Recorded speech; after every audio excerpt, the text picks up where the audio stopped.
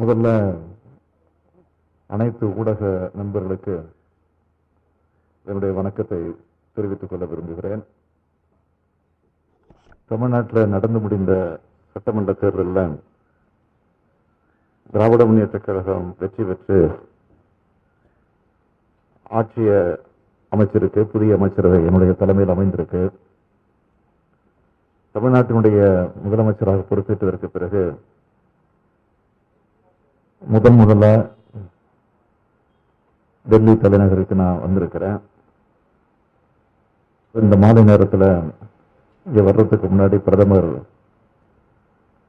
மாண்புமிகு நரேந்திர மோடி அவரை சந்திச்சுட்டு வந்திருக்கிறேன். கொரோனா என்ற பெருந்தொற்று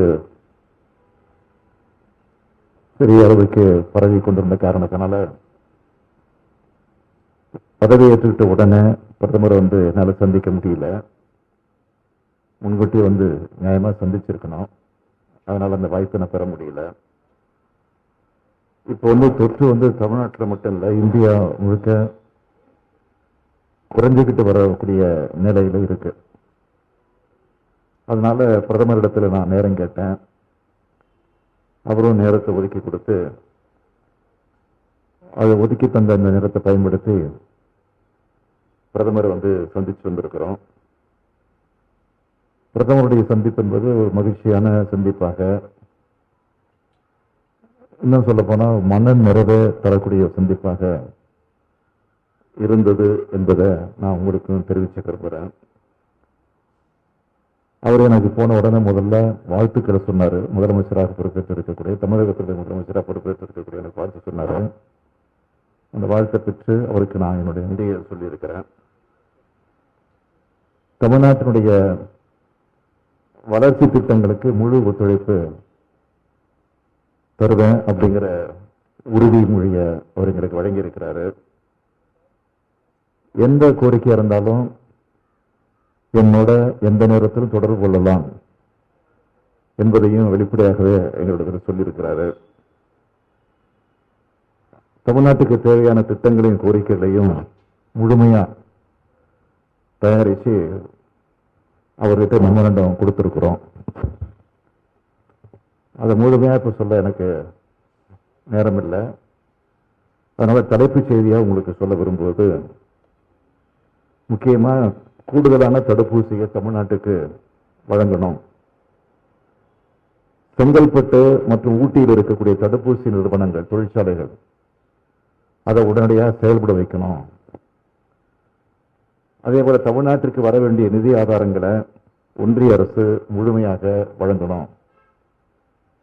ஜிஎஸ்டி வரி பாக்கி தொகையை முழுமையாக தமிழ்நாட்டிற்கு தரணும். நீர் பிரச்சனையும் எடுத்து சொல்லியிருக்கிறோம். நீட் உள்ளிட்ட அனைத்து நுழைவுத் தேர்வுகளும் ரத்து செய்யப்பட வேண்டும். திருக்குறள் தேசிய நூலாக அறிவிக்கப்பட வேண்டும் என்ற கோரிக்கை எடுத்து வச்சிருக்கிறோம்.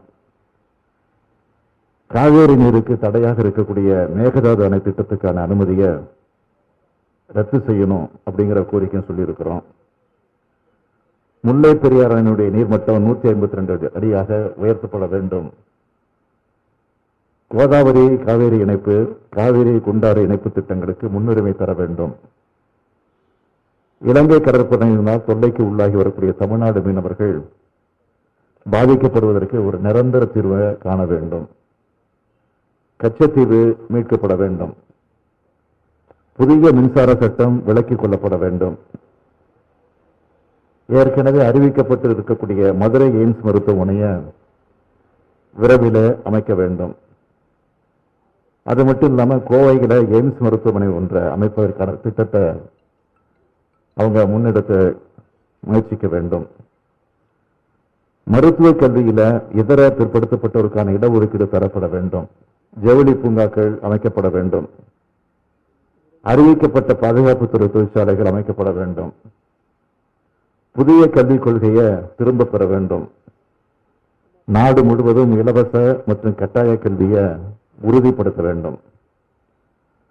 கொரோனா காலத்தில் வாழ்வாதாரம் இழந்த மக்களுக்கு பல்வேறு சலுகைகளை ஒன்றிய அரசு வழங்கிட வேண்டும். சென்னை மெட்ரோ ரயில் 2ஆம் திட்டத்தை உடனடியாக செயல்படுத்த வேண்டும். ஈழத்தில் இருந்து அகதிகளாக வந்து தமிழ்நாட்டில் வாழக்கூடிய மக்களுக்கு இந்திய குடியுரிமை வழங்கப்பட வேண்டும். சென்னை உயர்நீதிமன்றத்தின் வழக்காடு மொழியாக தமிழ் அறிவிக்கப்பட வேண்டும். செம்மொழி தமிழாய்வு நிறுவனம் சீரமைக்கப்பட வேண்டும். உலக பல்கலைக்கழகங்களில் தமிழ் இருக்கைகள் அமைக்கப்பட வேண்டும். இடஒதுக்கீடு எனப்படும் சமூக நீதி அளவுகோல மாநிலங்களை நிர்ணயித்துக் கொள்ளக்கூடிய உரிமை தந்தாக வேண்டும். சேது சமுத்திர திட்டம் அமுல்படுத்தப்பட வேண்டும். பல்வேறு நெடுஞ்சாலைகள், துறைமுகங்கள், விமான நிலையங்கள், மேம்பாட்டு திட்டங்கள், நாடாளுமன்றத்திலையும் சட்டமன்றத்திலையும் பெண்களுக்கு 33 விழுக்காடு இடஒதுக்கீடு வழங்கக்கூடிய சட்டம் நிறைவேற்றப்பட வேண்டும். ரயில்வே திட்டங்கள் நிறைவேற்றப்பட வேண்டும். குடியுரிமை திருத்த சட்டம், 3 வேளாண் சட்டங்கள் திரும்ப பெற வேண்டும். இப்படி பல்வேறு கோரிக்கைகளை பிரதமர் மோடி அவர்களிடத்தில் நாங்கள் மெமரண்டமாக கொடுத்திருக்கிறோம். சில செய்திகளை தலைப்புச் செய்திகளாக இடத்தில் நேரடியாக சொல்லி இருக்கிறோம்.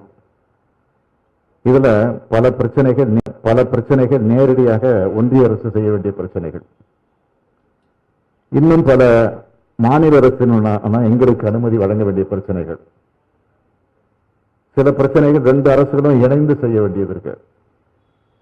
எனவே ஒன்றிய அரசும் தமிழ்நாடு அரசும் இணைந்து இந்த கோரிக்கைகளை படிப்படியாக நிறைவேற்றணும். நிறைவேற்ற முடியும் என்ற நம்பிக்கையை எனது இந்த டெல்லி பயணம் எனக்கு கொடுத்திருக்கு அப்படின்னு நான் நம்புறேன்.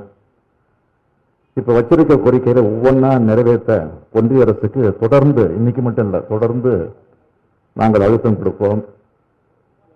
அப்படி கொடுக்கிற நேரத்தில் இந்த தலைநகரில் இருக்கக்கூடிய தமிழ் ஊடகங்கள் நீங்களும் தமிழ்நாட்டு மக்களுக்காக வாதாடணும் அப்படிங்கிற என்னுடைய அன்பான கோரிக்கையை இந்த நேரத்தில் எடுத்து வச்சுக்கிட்டு இந்த அளவோடு பிரதமரிடத்தில் எடுத்து சொன்ன இந்த கோரிக்கைகளை சுட்டி காட்டி இருக்கிறேன். வேற ஏதாவது கேட்கணும்னு நினைச்சீங்கன்னா கேட்கணும். கச்சத்தீவாகட்டும், மீனவர் பிரச்சனையாகட்டும், கடந்த 5 வருடங்களாகவும் அதற்கு முன்னாடியும் நிறைவேற்றப்படாத திட்டங்களாகவும் அறிவிப்புகளாகவும் இருந்த இது இனி வரக்கூடிய நாட்கள்ல மட்டும் எப்படி நிறைவேற்றப்படும்னு எந்த அளவுல நம்புறது, அதுக்கான நம்பிக்கையை நீங்க தமிழ்நாடு மக்களுக்கு எந்த வகையில கொடுக்க போறீங்க சார்? நாங்க டீட்டெயிலா கொடுத்தது மட்டும் இல்ல, காரண காரியங்களையும் சொல்லி இருக்கிறோம். நான் முழுசா அது சம்பந்தப்பட்ட அமைச்சர்களோடு அதிகாரிகளோடு கலந்து பேசி நிச்சயமா நல்ல முடிவு எடுப்பேன், நம்பிக்கையோடு இருங்க அப்படிங்கிற உறுதி கொடுத்திருக்கிறார். அந்த நம்பிக்கையில தான் நாங்க இருக்கிறோம்.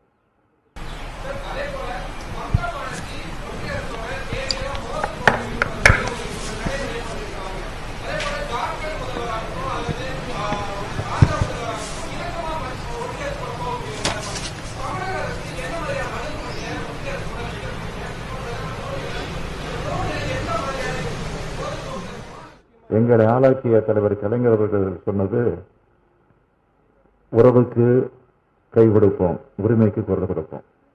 அந்த அடிப்படையில் எங்களுடைய நடைமுறை நிச்சயமா இருக்கும்.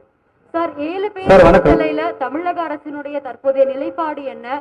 ஒரு நீண்ட கால பரோல் அவங்களுக்கு வழங்கலாம் விடுவிப்புக்கு பதிலா அப்படின்ற ஒரு தகவல் வந்திருக்கு. தமிழ்நாட்டு ஆளுநர் குடியரசுத் தலைவருக்கு அனுப்பிச்சு வச்சுட்டாரு. அதனால குடியரசுத் தலைவருக்கு நினைவுபடுத்த பொறுப்பு வந்தோடு அனுப்பிச்சிருக்கிறோம். இப்ப அது நீதிமன்றத்தில் இருக்கு. அது போற போக்கை பார்த்துக்கிட்டு அதுக்கு பிறகு எங்களுடைய முறையை நாங்கள் கடைபிடிப்போம்.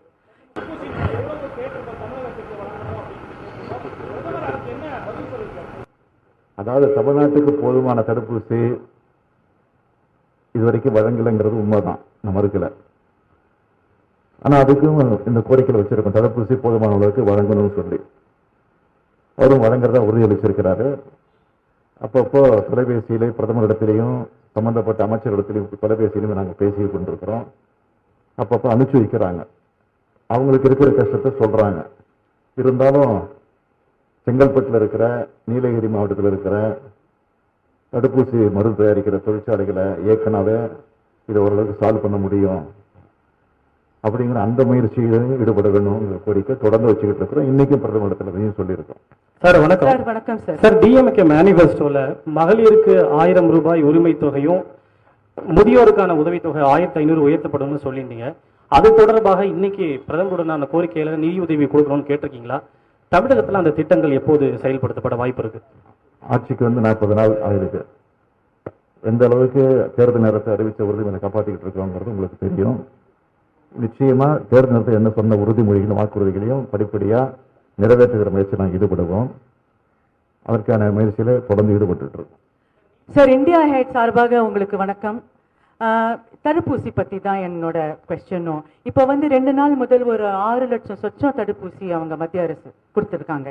ஆனால் இந்த கடந்த ஒரு மாசத்துல வேக்சினேஷன் டிரைவை ஸ்டாப் பண்ணுறதா இருந்துச்சு. ஸோ நான் என்ன கேட்குறேன்னா, இது ஒரு மாதிரி ஒரு டிரான்ஸ்பெரன்சி, ஒரு கிளாரிட்டி எப்போ வரும்னு உங்களுக்கு தோணுது? அது முறையாக கேட்குற அளவுக்கு கொடுத்துட்டாங்கன்னா அந்த டிரான்ஸ்பரன்சி கரெக்டாக வந்துடும். தடுப்பூசி பற்றாக்குறையை கூட சொல்லக்கூடாதுன்னு ஒன்றிய அரசு சொல்லிக்கிட்டு இருக்கு. அதுலேருந்து நீங்கள் புரிஞ்சிக்க வேண்டியதுதான். இதுக்கு மேலே சொல்ல வேண்டிய அவசியம் இல்லை.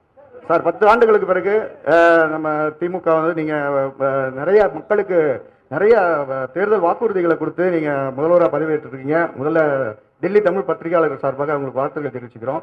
அது மட்டும் இல்லாமல் நீங்கள் உங்களுடைய தேர்தல் பிரச்சாரத்தில் கடந்த ஆட்சியின் போது, இந்த ஊரடங்கின் போது டாஸ்மாக் கடைகளை அகற்ற வேண்டும், ஒட்டுமொத்தமாக மூட வேண்டும் என்று ஒரு வாக்குறுதியை கொடுத்துருந்தீங்க. நீங்க வந்த பிறகு திரும்பிருக்கீங்க. இது ஒட்டுமொத்தமாக மூடுறதுக்கு வாய்ப்பு இருக்கா? படிப்படியாக குறைக்கப்படுங்கிற அடிப்படையில் தான் சொல்லியிருக்கிறோம். அது படிப்படியாக நிச்சயம் குறைக்கப்படும். கடந்த கால ஆட்சியில் எப்படி குறைச்சிருந்திருக்காங்களோ அதே அடிப்படையில் குறைக்கப்படும். ஆட்சிக்கு வராது. அப்படி வந்தாலும் திரு மு.க. ஸ்டாலின் அவர்கள் திறமையான ஒரு முதலமைச்சராக செயல்பட மாட்டார் என்ற பலரும் புகார்களை தெரிவிச்சிருந்தாங்க. ஆனால் நீங்கள் பதவிக்கு இன்னைக்கு 42 நாட்கள் ஆகிறது. முதலமைச்சராக உங்களுடைய இந்த 42 நாட்களும் எவ்வாறு சென்று கொண்டிருக்கிறது? தேர்தலுக்கு முன்பு நீங்கள் முதலமைச்சராக பதவியேற்றுக் கொண்டால் இது போன்ற நடவடிக்கைகள் எல்லாம் நான் செய்வேன், நடத்துவேன் என்ற ஒரு எண்ணத்தில் இது போன்ற நடவடிக்கைகள் எல்லாம் செஞ்சு கொடுங்க. ஏன்னா நீங்க பார்க்கும்போது 24 மணி நேரமும் நீங்க அங்க போறீங்க, இங்க போறீங்க, இப்ப டெல்லிக்கெல்லாம் வந்திருக்கீங்க. இது எவ்வாறு இதை நீங்க ஏற்கனவே திட்டமிட்டு நீங்க செஞ்சுட்டு இருக்கீங்களா? ஒரே வரியில சொல்றேன், ஓட்டு போட்டவங்களுக்காக மட்டும் இல்லை, ஓட்டு போட்டவங்க மகிழ்ச்சி அடையணும், எங்களுக்கு ஓட்டு போடாதவங்க உங்களுக்கு ஓட்டு போடலன்னு வருத்தப்படணும்.